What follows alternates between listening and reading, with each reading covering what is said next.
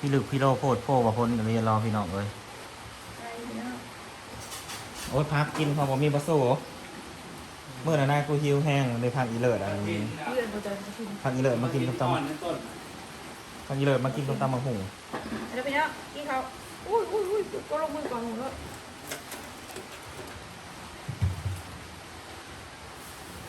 ตำมะหูกินกินตามชิ้นเลยสั่ง ขาวเลยเหรอท่านอยากกินอีกแล้วเนี่ยกินบ่ เข้าเย็นมันนั่นคือ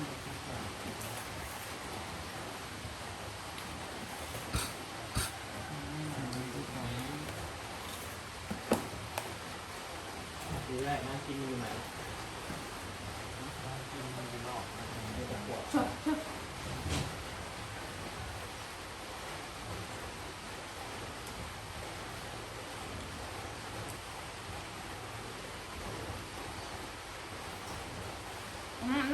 จะมาได้ไปไซยอด กระถิ่น พี่ลึกพี่โลโพดโพอยู่นี้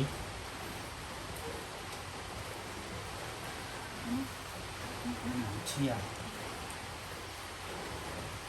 ผู้ปะทอดคิดซูคุณเสี่ยงนะ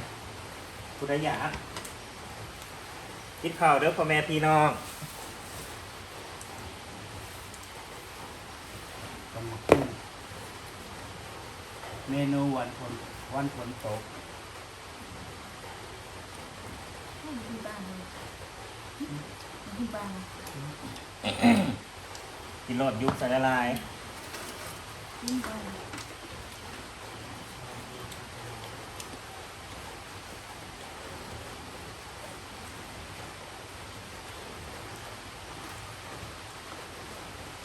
น้ำหัวหมากมันเนาะ มีโมโหร้าย มะแล้วตัวคุณเศร้า เขาเป็นคน ตัวพายเนี่ยซอนของปฏิ เพราะว่าเงินที่หา น้ำมันแรงมากแต่ว่าน้ำไม่นานบอกนั่น วันสุดท้ายเราวันอยู่โต่งเนาะ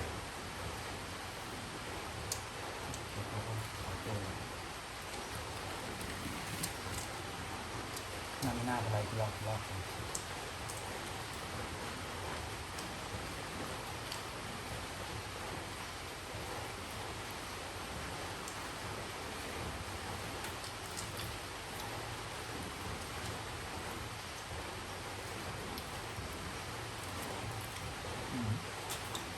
ผม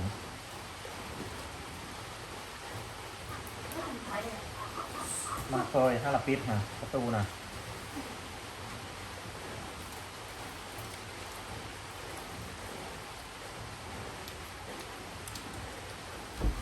ดีแต่ไฟบอดับพี่น้องเลยถ้าไฟดับแล้วก็แห้งนอนมันได้ไปใส่หัวจนหัวฟู นอนไปมาตลาดสิเขาบอกมานอนหมดชักขึ้นมาบ่ก็นอนอยู่ข้างในมั้ย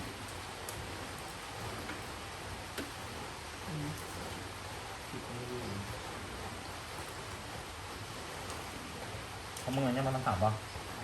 โนมาถามข่าว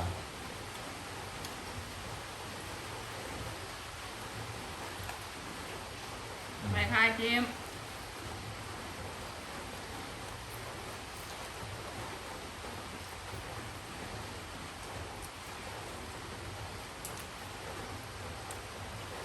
ตอนมาหุงกรอบมาลิเจดำมันอยู่กับใครกันเด่นเนี่ย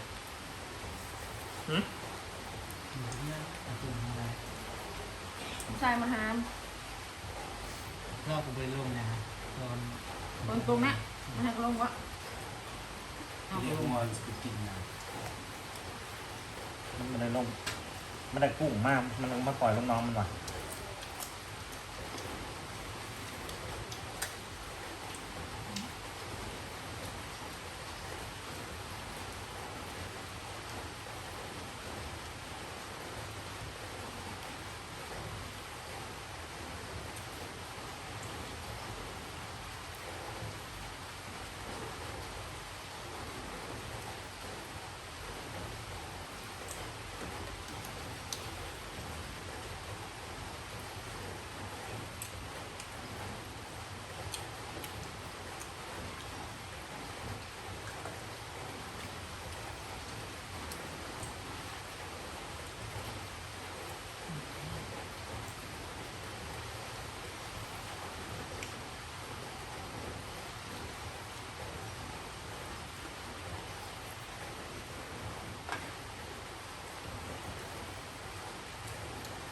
น้องชวนไปหากินเบียร์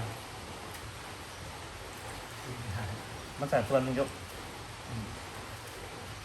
แต่มาส่วนสุดต่ำขึ้นน่าก็มาหอดนี่น้องแต่เนี่ยข่าวโมงกว่าตื่นสามารถมันใส่ส่วน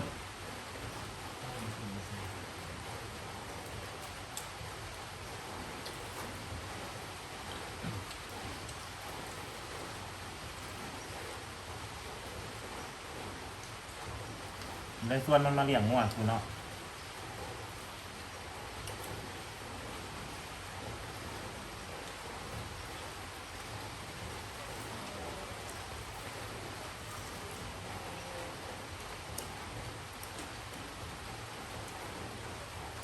ร้ายจับไปแกะ ฝนตกขัวเลยพี่น้องเลยโมโหสิตกจักมือ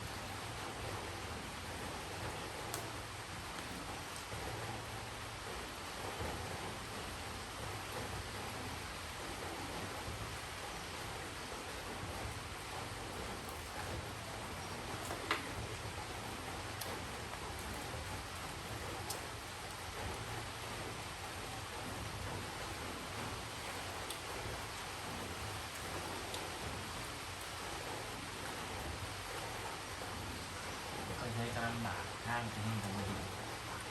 หมูบดเนาะ เพื่อนอ่านทาง ทางดีโคตรว่ะมันบ่ค่อยมีคนออกเด้มันมีคนเที่ยว บ่มันจะแห้งอยู่ได้มันตกไปเลย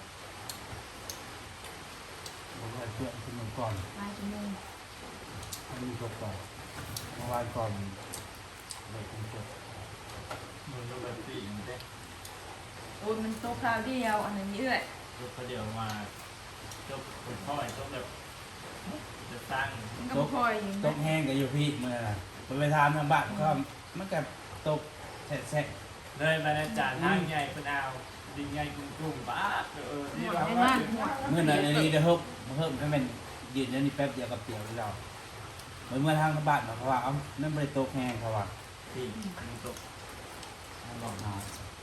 โมเมนต์ทอดปักตะไคร้ไว้ตีเงินงานพระเจ้า ที่ปักช่องอันนี้ตก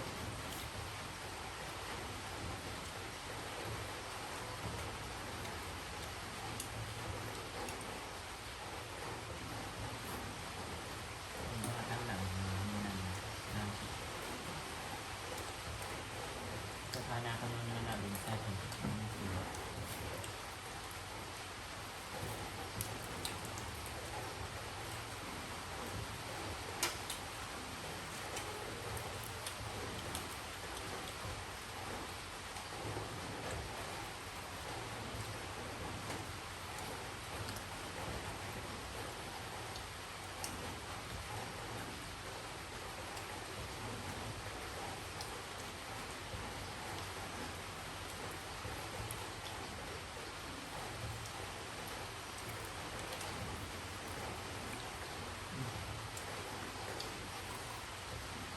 ยุบใส่ในลายในโซ่ตำหงนะ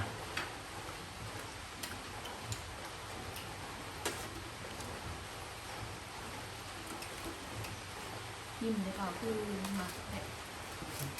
เราก็หมักที่ทำ ก้อยประดับพุ่งคุณลงมาย่าง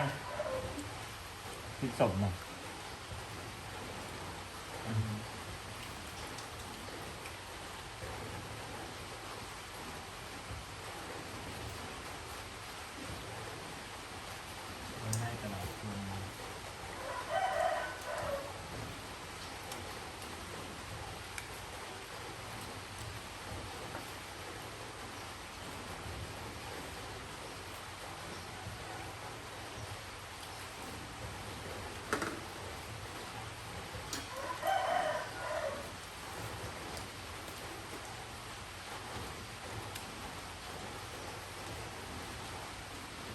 2 ตัว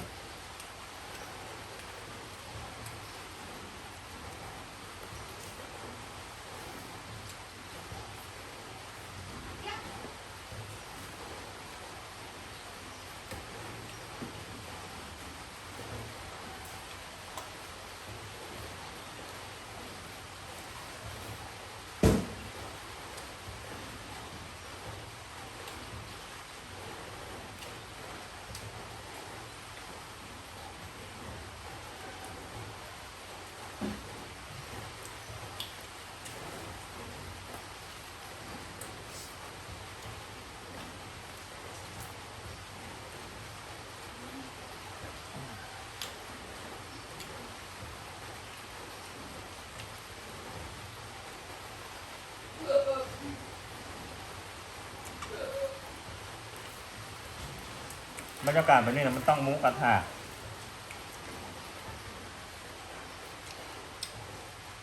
นี่นะ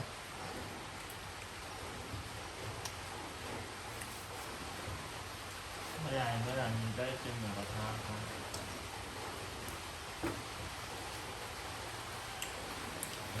เมื่อไหร่ได้กินนะอืม เมื่อไหร่จะได้กินครับ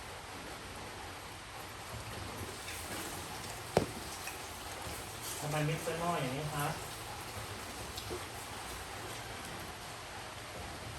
มันยังได้คนละ69,000กับอาจจะแดกได้คนละ69,000 นี่ค่ะ นั่นแหละคนไทย ขอบคุณทุกท่านที่ติดตามนะฮะ ค